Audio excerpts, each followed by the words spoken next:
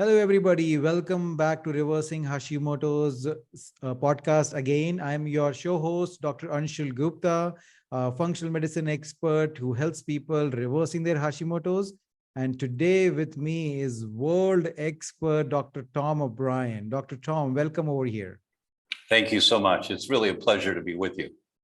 Oh, yes, the pleasure is all mine. Like when I started my functional medicine journey, I learned so much by your lectures and all the talks that you have given. So definitely I've read all your books and you are so amazing. So thank you so much for all the work you're doing. So it's a pleasure for me to inviting you and learning more, about how we can do better with reversing Hashimoto's. Well, thank you. Thank you. And thanks for the kind words. I'm going to tell my wife after you said this to remind her. We all need that. That's right. All right, Dr. Tom, let me first introduce you to our audience so that they know who you are. So when it comes to getting healthy, Dr. Tom OBryan, goal for you is making it easy to do the right thing. As an internationally recognized, admired, and compassionate speaker, focusing on food sensitivities, environmental toxins, and the development of autoimmune diseases, Dr. Tom OBryan audiences discover that it is through a clear understanding of how you got to where you are that you and your doctor can figure out what it takes to get you well.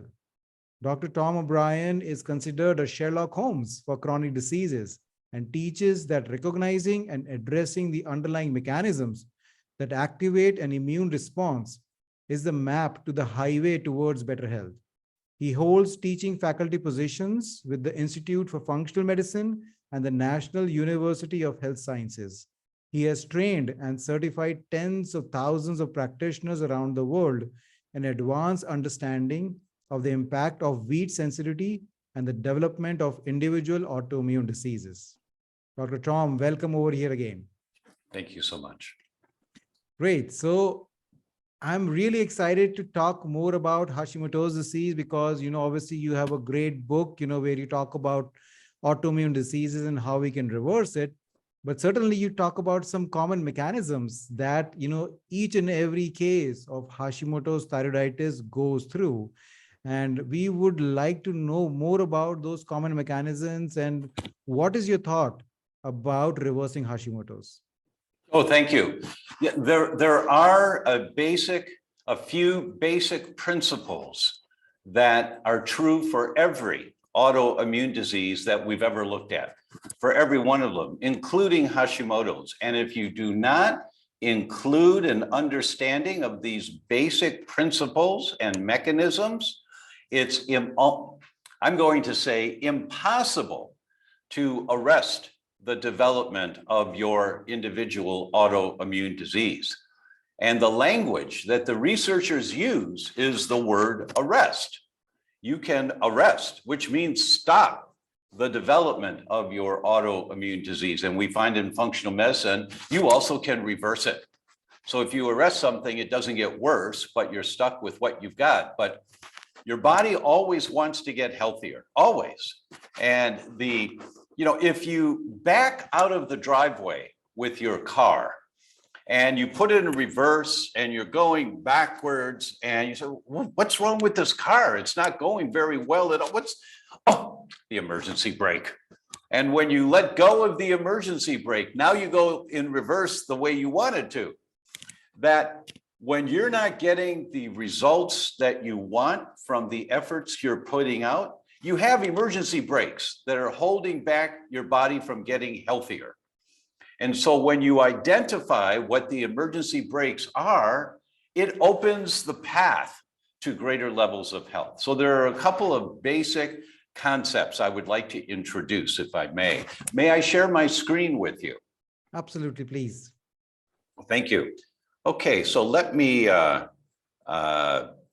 share the screen, and for those that are on audio, we'll describe what we're talking about as best we can. And let's see here. And I'm going to have to see how to, there we go. Okay. One of the most important medical discoveries of the last 2 decades, the last 20 years or more, has been that your immune system and inflammatory responses are involved in not just a few conditions, but a wide variety of mental and physical health problems that dominate getting sick and dying. So it's your immune system that's creating the inflammation in your body. And it's like a billboard.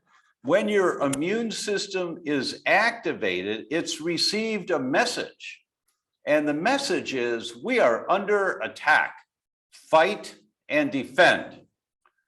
So the $1 million question is, what are you under attack from?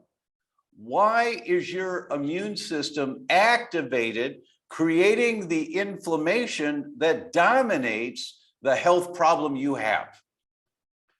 When we reduce the inflammation, when that inflammation gets reduced, your symptoms go down.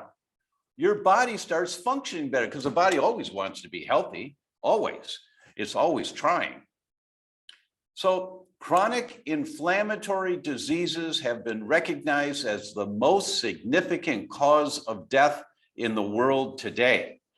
And the Center for Disease Control in the United States tells us that 14 of the top 15 causes of death are chronic inflammatory diseases.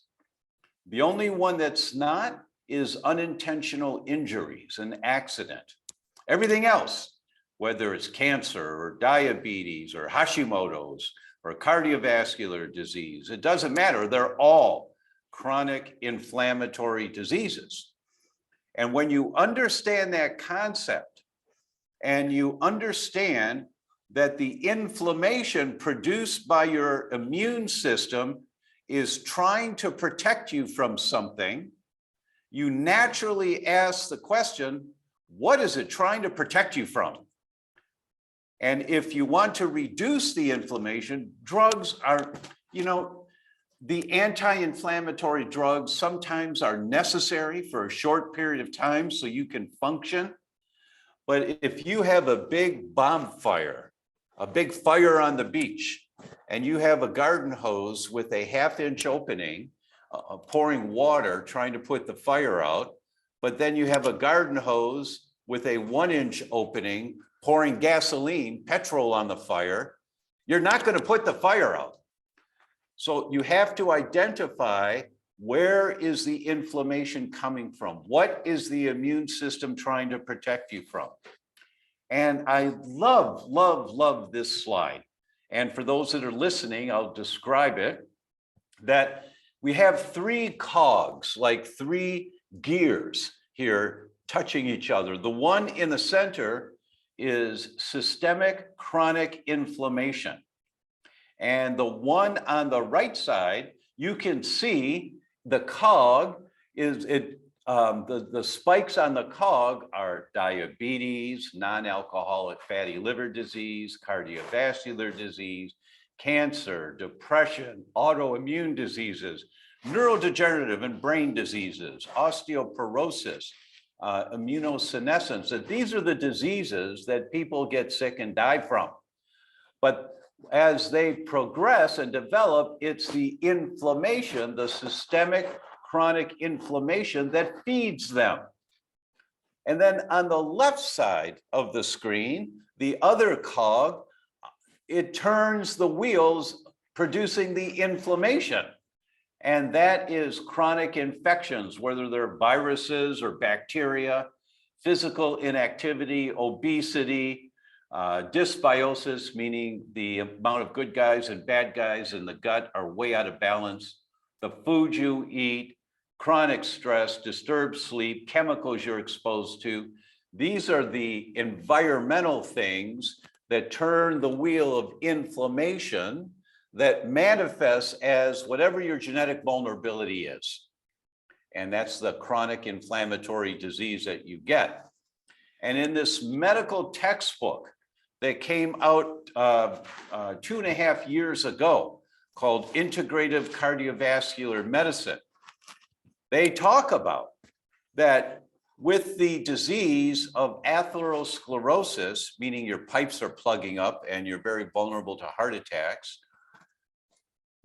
Atherosclerosis was identified in 1986 as a chronic inflammatory disease.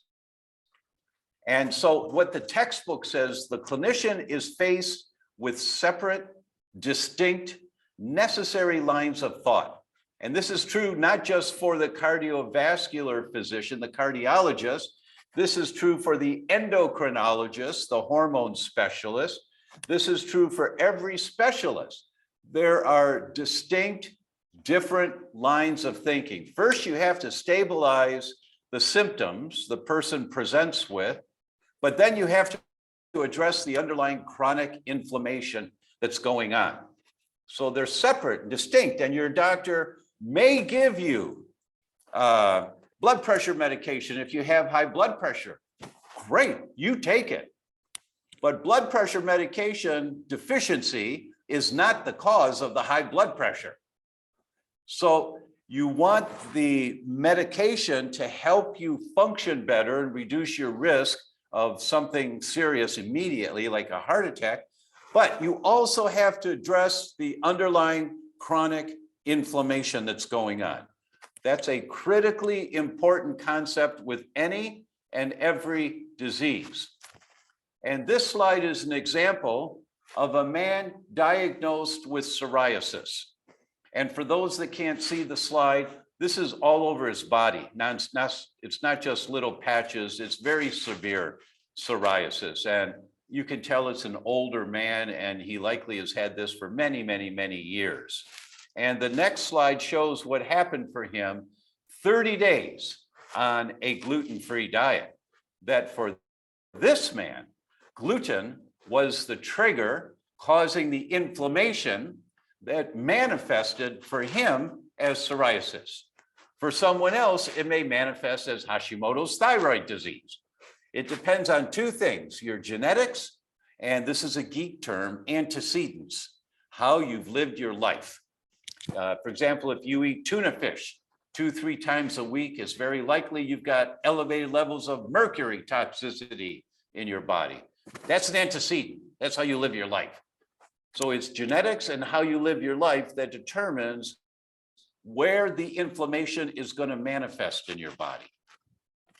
And a paper came out about 10 months ago from a man, one of my teachers. His name is Yehuda Schoenfeld. Professor Schoenfeld is at Tel Aviv University in Israel. And to give you a sense of him, 26 of the PhD students who received their PhD in immunology from Professor Schoenfeld, there are many, many more, but 26 of them chair departments of immunology in med schools and hospitals around the world. They're his students. This is the godfather of autoimmunity. And he just published a paper. The title is Gluten-free Diet Can Ameliorate the Symptoms of Non-Celiac Autoimmune Diseases. And in that paper, he told us autoimmune thyroiditis was the most responsive condition to gluten withdrawal. They looked at, I think it was over 80 studies on this topic. And what he told us was that 64.7% of the patients got better on a gluten-free diet. It didn't matter what autoimmune disease they had. And this was confirmed, it was 83 studies they looked at. This was confirmed in 79.5% of the studies. So the message is most of the time, people with autoimmune diseases get better on a gluten-free diet. So it certainly is worth checking out. And in Professor Schoenfeld's research paper, he did this drawing with no one can really read the fine print here. So I just marked the diseases that he talked about that got better on a gluten-free diet, from Addison's disease, that's autoimmune disease of the adrenal glands, to autoimmune pancreatitis, to autoimmune myocarditis, autoimmune thyroiditis, autoimmune hepatitis, autoimmune enteropathy, antiphospholipid syndrome, IgA nephropathy, that's of the kidneys. And the list go on and on and on of all of the different autoimmune diseases that may get better on a gluten-free diet. And once again, he said that autoimmune thyroid disease was the most common condition that gets better on a gluten-free diet. So those two concepts, I think, are really important here to talk about. One, every chronic disease is a disease of inflammation. And so we always need to ask the question, where is the inflammation coming from? And two, gluten just needs to be checked to see, is it gasoline on the fire contributing to the inflammation manifesting where my vulnerability is in this autoimmune disease, Hashimoto's? Awesome. I think that was a great insight. I think the message is very clear that the underlying cause is the inflammation. And then going beyond that, finding the root cause of inflammation can be very, very useful. So Yes. I think let's talk about the gluten, as we are mentioning so much about it. So obviously the first question everybody has is that, how do they know gluten is an issue? Because as we realize, they might have non-celiac gluten sensitivity. So regular blood tests, for checking for celiac might not be the best way for them to know about it. So do you prefer doing a test for it? Or do you just have everybody with autoimmune conditions like Hashimoto's go off gluten for a certain amount of time? It's a very good question. And the answer is yes and no. Both. The rule in my world is test, don't guess. So if you have the tests available, they are well worth doing. And you're absolutely right that all of science really cut their teeth, began learning about the dangers of wheat through celiac disease. And unfortunately, our doctors were taught, I don't want to guess at how long you've been in practice, Dr. Gupta. So I don't know, maybe just 5 years. You're a young man. Yeah. But most of our doctors were taught that if you don't have indicators of celiac disease, you do not have a problem with wheat. And that, unfortunately, is a historical misconception. It's just not true. As Professor Schoenfeld's paper just showed us, 79% of autoimmune patients got better on a gluten-free diet without celiac disease. So, and there's many studies on that topic. So celiac is a very important condition to identify, but it's not the only way that we can manifest a problem with wheat. And now we know there's so many studies on this, that any condition may be, any inflammatory condition can be fueled by a sensitivity to wheat. So it's really important. On the top of the checklist in our world with any autoimmune condition, especially Hashimoto's thyroid disease, especially because that's the most common autoimmune disease that responds favorably to a gluten-free diet. The second part of the question, how do you test, is a problem. That with celiac disease, we knew that there is one part of wheat that's poorly digested, that if your immune system fights that one part of wheat, it's called a peptide of wheat, alpha-gliadin. If your immune system fights that, that's a mechanism that eventually can develop as celiac disease. But now we know there are 62 different components in wheat that trigger an immune response outside of celiac disease. So if you're only checking for alpha-gliadin, you will miss it most of the time, right? Because it's not the component that most of the people are reacting to. And a test came, and that was a problem for me for many years. I was teaching this on stage, but there was no way of testing. And I rattled the cages of some of our experts in the field, because I would say, this test is not comprehensive. You cannot base your decision solely on this test. If they don't have celiac disease, it does not mean they don't have a problem with wheat. And the science was coming along and was demonstrating this, but we didn't have a tool to give them. Now we have a tool. And I understand there's a laboratory in the United States that the technology is extremely different than any other technology. And it was Mayo Clinic that published the first papers on this in January of 2016. And they referred to this technology, and the technology is called silicone chip technology. They referred to it as a new era in laboratory medicine, their words. And it's a whole paradigm shift. And the best example I give to doctors, I'm standing on stage and I'd hold my phone in my hand and I tell them, you know, if I, in 1995, if I was to tell you that in 20 years or less, I'm going to hold this little black thing in my hand about the size of my wallet. And if I just push a few buttons on this thing, I can tell you within 5 seconds that the air particulate matter in Spiazzo, Italy today is 3. That's very good. It's a good day to exercise outside. Chicago is 28, San Diego is 24, but San Antonio is 85. Do not exercise outside in San Antonio today because you'll breathe in a lot of particulate matter. And of course, in India, with Delhi, we have that problem all the time. Yes. About how much air particulate matter. My point is, within 5 seconds, I can pull up information on almost anything, anywhere in the world. Mm-hmm. If I had told you that in 1995, you would have thought I was watching too much Star Trek. That, you know, but technology improves. Right. And the laboratory technology for the tests that most of our doctors have access to now is 20, 25 years old. Mm-hmm. So these tests are good, but they're not comprehensive.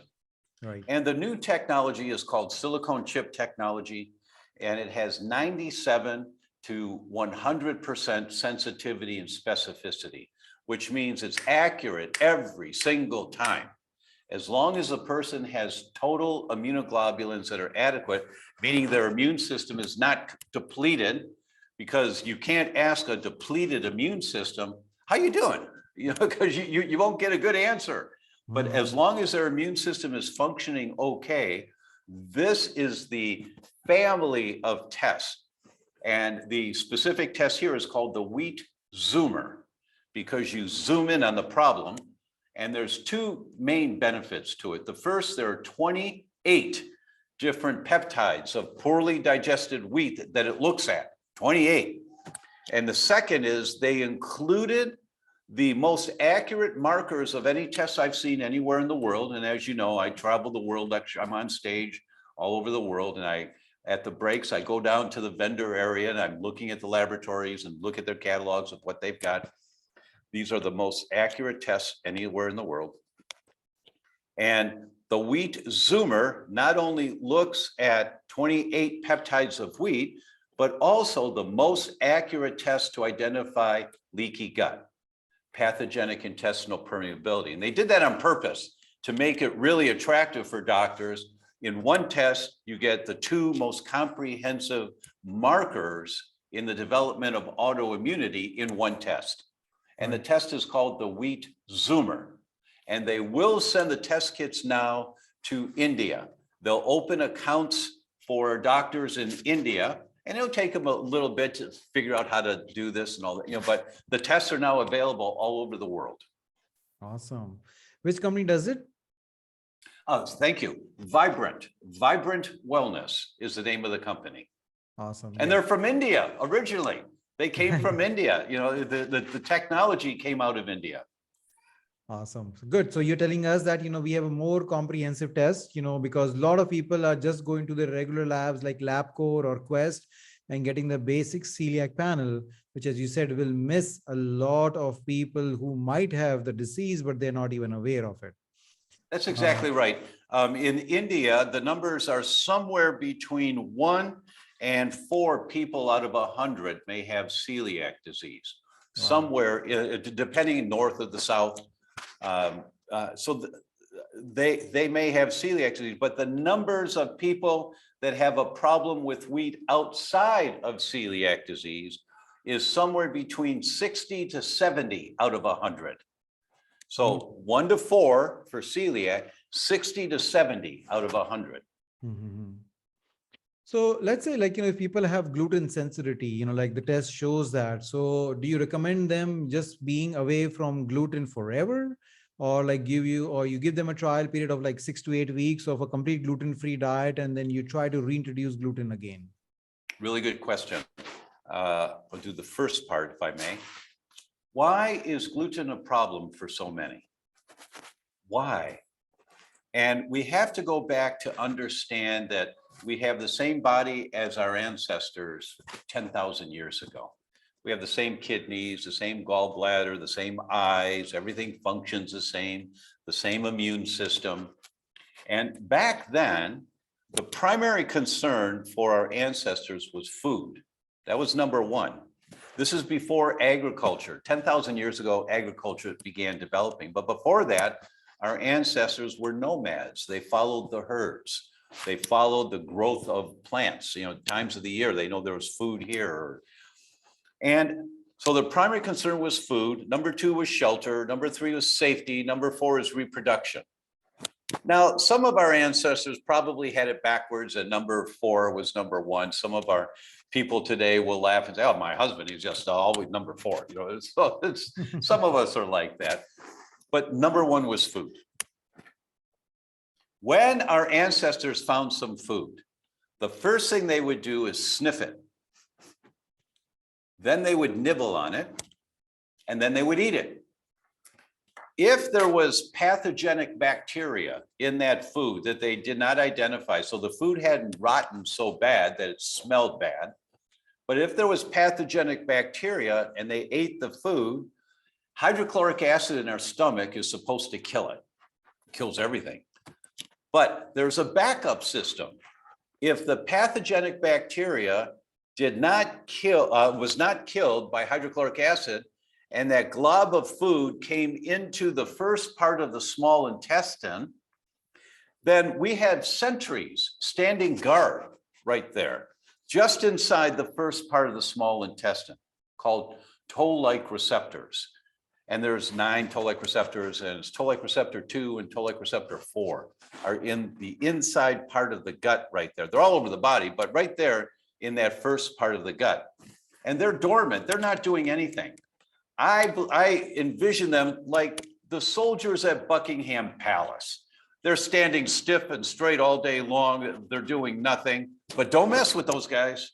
You don't mess with them, right? That's toll-like receptors, that they're dormant. They're not doing anything, but they're watching everything that comes out of the stomach into the first part of the small intestine. And if they see a bug, a pathogenic bacteria, 2 things happen. They immediately, within 5 minutes, and when you see the videos of this, it's jaw-dropping to see. But within 5 minutes of wheat coming out of the stomach into the first part of the small intestine, 2 things happen.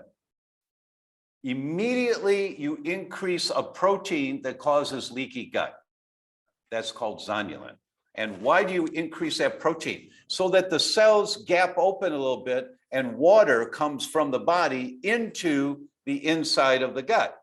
And why? Because the water is there to wash out the bug with the poop. Just wash it out of there.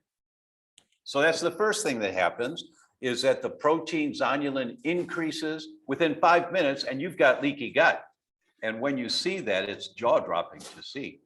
The second thing that happens is that toll-like receptors activate the major amplifier of inflammation called an NF-kappa B. And so inflammation occurs in the gut right away. Anytime toll-like receptor identifies a bug, anytime.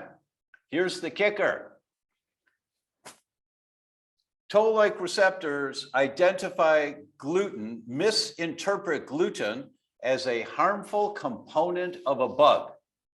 because the protein structure of these poorly digested peptides of wheat, the protein structure looks like the outer surface of a microorganism. It's called molecular mimicry, and it's so very close that these poorly digested proteins of wheat, because no human can digest wheat completely, those clumps of wheat look like the outer surface of a bug. So your immune system, in this case, toll-like receptors, trying to protect you from what it thinks is a bug, is going to activate leaky gut and activate inflammation in your gut. And Maureen Leonard is a very famous gastroenterologist at Harvard. And she did a review of over 80 research papers. And she published the review in the Journal of the American Medical Association in 2017 on this topic. And this thing about toll-like receptors activated by wheat, she said, and the summary was, this occurs in all humans when they eat wheat. So whether you feel bad when you eat wheat or not doesn't matter. And we know the science is the ratio is 8-to-1. For every one person that has gut symptoms when they eat wheat, there are 8 people that don't. They get thyroid symptoms, or they get brain symptoms, or they get psoriasis symptoms, or they get joint symptoms. They don't get gut symptoms. So they eat wheat and they don't feel bad. So they don't put 2 and 2 together, and they think that they're fine when they eat wheat. But the inflammation has begun because they're eating wheat. And that's why Professor Schoenfeld showed us that so many autoimmune diseases get better for 79% of the people on a gluten-free diet, because wheat activates this inflammation in everyone without exception. So when you ask me, should everyone go gluten-free, I never ever say that, because if I did, I'd sound like a nutcase. But what I do say is that everyone that has a health condition just needs to test accurately, like Vibrant Wellness, test accurately, is my immune system fighting wheat? Because if it is, you've crossed that line of tolerance, and now you've got a big garden hose throwing petrol on the fire. That's great. That's great. It's because I get this question a lot of times, and I think a lot of people do not understand it properly, that, how gluten can actually play a big role in triggering autoimmune condition. And Yes. you rightly pointed out that if you do have a health conditions, a chronic health condition like Hashimoto's, then definitely like proper checking of gluten. Or I guess, what you're pointing out, if you don't have a test, then maybe at least giving a trial to the gluten-free diet is another alternative who do not have access to the test or cannot afford the test, right? Yes, that's a very good summary. And just one caveat to that, and that is you can't do a low gluten diet. And you can't say, well, I'll cut down. Because when you have a single exposure, if you've crossed that line of tolerance already and your immune system is fighting wheat, but if you can't get the test done, so you really don't know. So you eliminate wheat from your diet, and after a week or two, you think, well, I think I'm feeling a little bit, oh, your daughter's birthday party. Well, I'll just have one bite of the cake, And so you cheat a little bit and you don't feel bad when you do it, so you think you're okay. A single exposure can increase your thyroid antibodies for 2 to 3 months.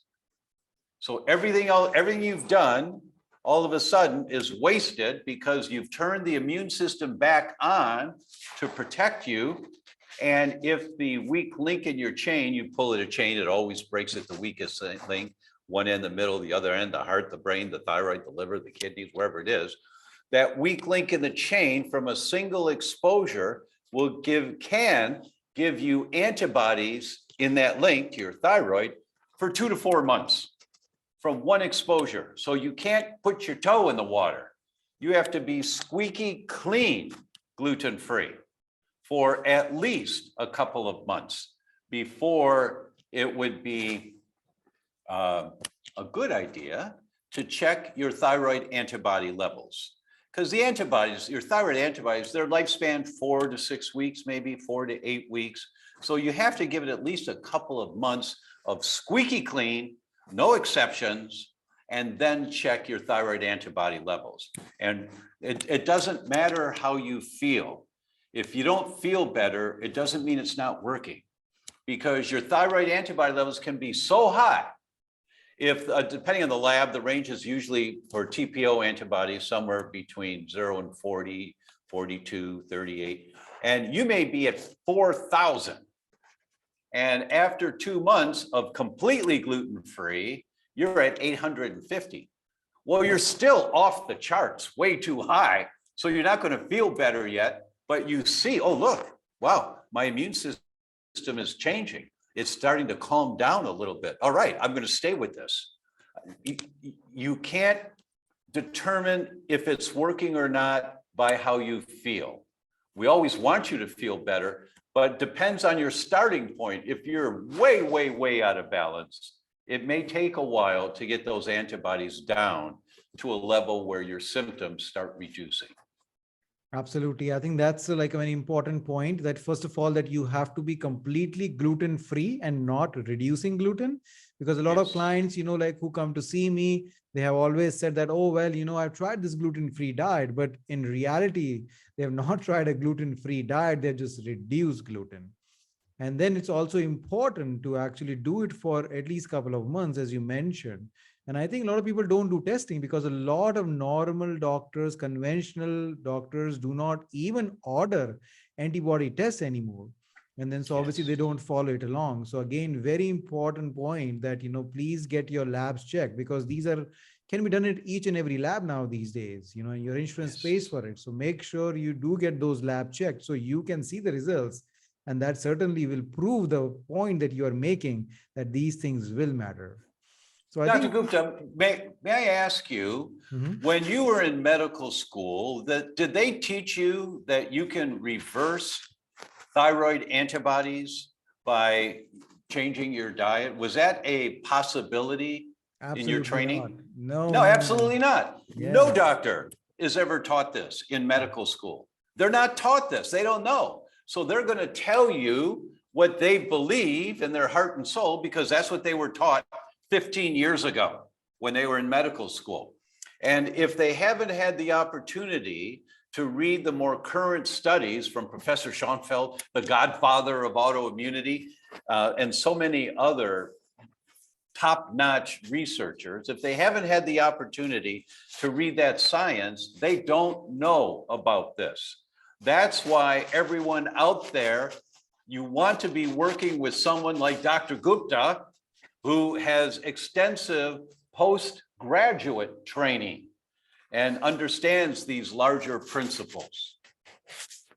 No, absolutely. I think, you pointed out, very important to find the right functional medicine doctor, so that, who knows, like how to kind of interpret these tests, get the right testing done, and also help you out in a healing journey. So eventually, first of all, as you mentioned, you can arrest your autoimmune conditions and then finally able to reverse it. Yes. So great. So you touched on gluten. I think that's the most important message, that, with anybody who has autoimmune condition, gluten should be definitely looked at very closely. Now, we don't have a whole lot of time to go over all the root causes that you mentioned, but let's at least, if you want to shed like light on one more root cause that you think that everybody should be looking at, what will that be for you that you do have to share? Yeah, it's a coin toss as to whether it's toxic chemicals, heavy metals and toxic chemicals, or other foods. It's so very common that dairy, cow's milk products, is an insult to thyroid function. It's just very common. Just Google dairy and thyroid, and you'll start to see some of the studies that come up.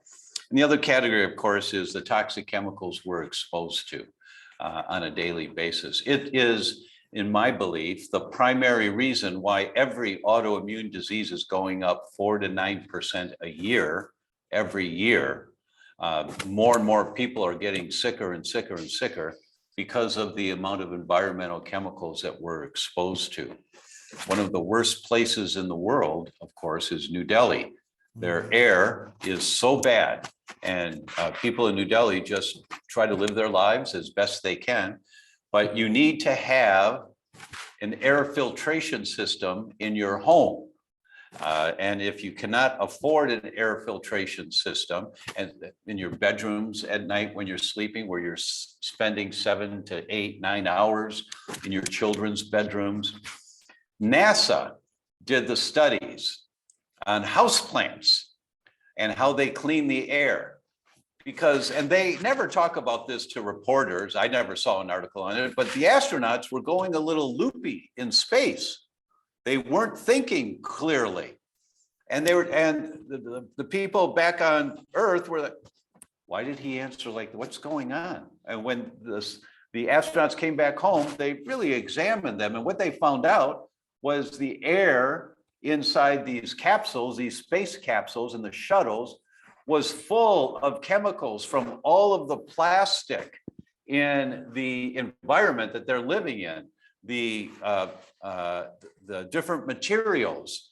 I don't know if there was wood in there, but the varnish on wood or the phthalates from plastic. And so NASA financed the studies. How are we going to clean the air? And this offshoot set of studies they did was on houseplants. And what they found out was that 2 6-inch houseplants in a room, a 10 by 10 room, will absorb 74% of the toxic chemicals in the air overnight. And they generate oxygen, more oxygen into the air. And so I took that report from NASA, and we put together a handout. It's free for everyone. It's at thedr.com/plant, and just download the handout. And here's the house plants that you put 2 of these house plants in every room of your house. So if you have 8 rooms in your house, you get 16 house plants, and just little ones, and you put them in the rooms, and people say, oh, I'm not very good at plants, they're going to die. Well, then you buy more. Because what you want is the house plants, they work 24/7, 24 hours a day, 7 days a week. They clean the air. So for your children, they're cleaning the air in the bedroom, and they generate more oxygen in the air. So it's true in most areas of the world now. And also indoor air pollution is much worse than outdoor air pollution in most areas because of the materials that we're using in our house these days. We're not talking about that today, but the idea is you want to clean the air. If you can afford it, you get air filtration systems in every room of your house. But if you cannot, you get little house plants. They're inexpensive house plants. And when you get the handout, you say, oh, I've seen these house plants everywhere.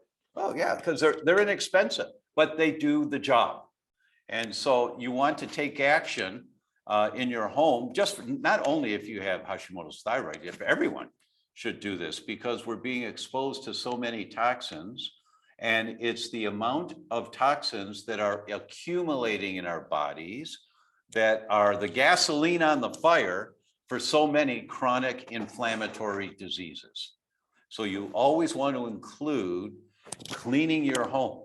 And I don't mean the dirt on the floor, I mean the air. Of course, you want to keep a clean house, but you also want to clean the air in your home.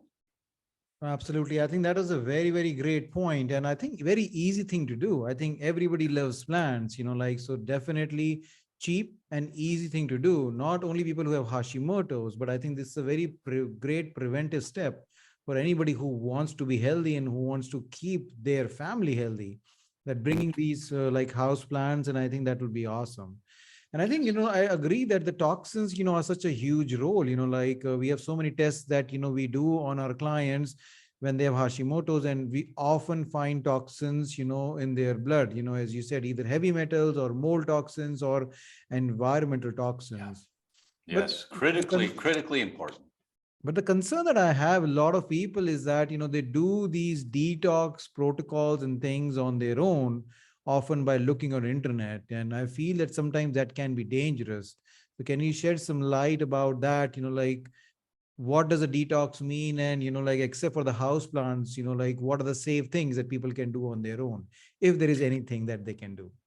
Yes, yes. Well, the first thing, and in my opinion, the most important thing in detoxing is to help your body get rid of things it doesn't want. And in order to do that, you have to have enough water in the diet. And there's different discussions about how much water is right for a person. When I was back in school, it was 8 glasses a day. And I thought, wait a minute, my wife weighs just a little more than half what I weigh. And she's supposed to drink the same amount of water that I am. That doesn't make sense, right? Mhm. So what we always tell people is it's 1/3 of an ounce of water per pound body weight. And if you are exercising and sweating a lot, or if you're using saunas and sweating a lot, 1/2 ounce of water per pound body weight. And every doctor will have their own guidelines, but the idea is you need to hydrate because water is the carrier to get the bad stuff out of your body, or else it just sits in there and it accumulates. So that is a critically important concept. The other concept on detoxing that's extremely safe to do is walk. Go for walks. You have to move your body if you want to flush out some of the stuff that's kind of sticking around in there. And a paper just came out earlier this year in the Journal of the American Medical Association that said the magic number is 9,786 steps per day. So 10,000 steps per day. And they looked at hundreds of thousands of people in this very large study. And they found that those that walked 10,000 steps a day, 9,786 was the exact number. They had a much, much lower incidence of cognitive decline. Their brains continued working wonderfully in their 80s and 90s. So walking is helping you just flush things, move them along, move them along. And if you have enough water, then you're going to have a good chance of flushing out the garbage that's not supposed to be there. One of the real greats, the mentors in the field of functional medicine is Sid Baker, Dr. Sid Baker. And Dr. Baker would say, well, functional medicine is actually quite simple. It's get the bad stuff out and put the good stuff in. And he would say it like that, right? So this is a first step in getting the bad stuff out that accumulates in your body over time, is make sure you're hydrated and move your body every day. Try to set up a lifestyle where you're walking regularly, not running, not triathlons, which is okay if you want to do all that, but you don't have to do all that, not going to the gym and doing hard classes, just walking. That's all it takes is walking. Awesome. I think those are like two important and easy things. I like how you make these complex situations and things and simple solutions you're giving it to people. I think, like sometimes people just get overwhelmed, by listening to like, oh, well, you have to take these 10 supplements or you have to do this and that, and they totally get confused. And your methods and things are so simple that each and every one can implement it. So thank you so much for sharing that. And I think thank you so much. And I think in this respect, you are sharing that you are launching this new online program for doing the right way of gluten-free challenge or the diet. So please share with our audience, because I'm sure that is going to be helpful for everyone. Oh, thank you so much. A primary message that I'm carrying out this year all over the world is that gluten-free diets can be very dangerous. And I call it the fallacy of the gluten-free diet. Because if it's done incorrectly, it actually increases mortality. People die. And when you see the science on this, it's jaw-dropping. Because what people do is they stop eating the foods that they've grown up with, and then they buy the gluten-free stuff, which is just garbage. It's just white paste There's no nutrients, there's no prebiotics in it. And the result is they actually get sicker and they can cause really severe problems. So the talk is called The Dangers of a Gluten-free Diet. Perhaps in the future, we might do that here. But you have to do it correctly. And when you do it correctly, you thrive. You absolutely thrive. You feel better. Your psoriasis is gone. Your thyroid's working better. Your belt's a notch tighter 2 weeks into this. You know, you're losing that gut. Your brain, it's like somebody turned the lights up brighter in your brain and things are working better when it's done correctly. And that's so important. So we've put together the program, I'm of a different generation now, and I can't quite speak the language that resonates with the 20-year-olds and the 30-year-olds.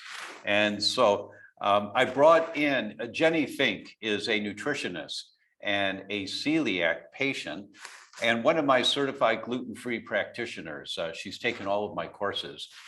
And Jenny and I have done this 30-day program.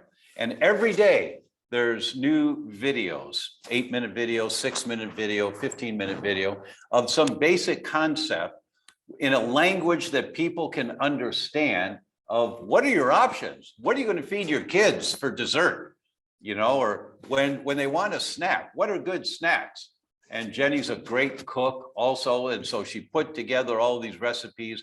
We've got these videos, we've got these handouts for you. And it's at thedr.com. That's my website, thedr.com/gluten-free-program. So gluten-free-program. And you can go there and we've got some introductory videos and you can see, and we've priced this thing so that everyone can afford it. Our goal is to reach the world with this information. And when you follow this 30-day program, you've got it down. You are doing it correctly. And if gluten was a problem for you, it's not going to be anymore when you learn how to do it correctly. Awesome. Great. I think that's a great resource. Please, everybody go and check it out because, Dr. Tom, as he said, very important to do the right way of gluten-free diet. So obviously every listener who is out here has tried the gluten-free diet, whether you have failed or not. I think trying this way of doing the proper gluten-free diet will be very, very useful. So Dr. Tom, thank you so much. I'm sure we can keep going, but I think, we have to stop a discussion over here. So thank you so much for coming over here, but any parting words you have for our audience that you want to share? Yes. I am so very grateful, Dr. Gupta, that you are there in India, that you had the courage and the qualifications to go to Cleveland Clinic and learn from some of the best in the world. My friends, Mark Hyman and Patrick Hanaway and the team at Cleveland Clinic. And I can only imagine how frustrating it is for you at times because you carry a different message than practically every other doctor that these patients have gone to. And you have the science behind you and the current science to implement safe, effective ways of helping people reduce their inflammation and turn around their autoimmune condition. And I can only imagine what some of the traditional approach physicians, the things that they say are, oh, that doc, he doesn't know what he's talking about. He's completely wrong. And all of that, and the patient is stuck in the middle, not knowing what to do because they've been to this doctor for many years. They've trusted him. That doctor helped with the births of their 2 babies, and the kids are now teenagers or adults, and they trust that doctor. But that doctor is saying something completely different than this new guy who, went to Cleveland Clinic in the US and came back with all these ideas and saying things that unfortunately, and not intentionally, but make those doctors look bad to their patients. And I know you, and I know you, we've met before, and we've been on projects together, and you're very open and sharing knowledge, and just grateful for the opportunity to share what you've learned. But people out there don't know what happens when you're the pioneer and you're carrying the message out. I was called a nutcase for so many years in Chicago because I talk about leaky gut. And our patients' doctors would go back and say, there's no such thing as leaky gut. That's nonsense from that kook. You know, and the patients are stuck in the middle and they don't know what to do. They really are. So I just want to encourage everyone out there is that this is a man who has the highest level of training. And he didn't know I was going to say this, but it's the highest level of training to carry current cutting edge information to help you be healthier, you and your family. So I just wanted to say thank you, Dr. Gupta, for what you're doing. It's pioneering work in your country, and I have great respect for what you're doing. Thank you so much. That means a lot. You know, as I said, my journey started by learning from you, you know, obviously watching your lectures and attending all those seminars. So coming from you, this means a lot. So thank you so much. I mean, you're definitely the pioneer in the field, and we are so thankful that you continued your work and you're still doing it, you know, world over. So thank you so much for sharing your knowledge and you're sharing your wisdom. Thank you so much.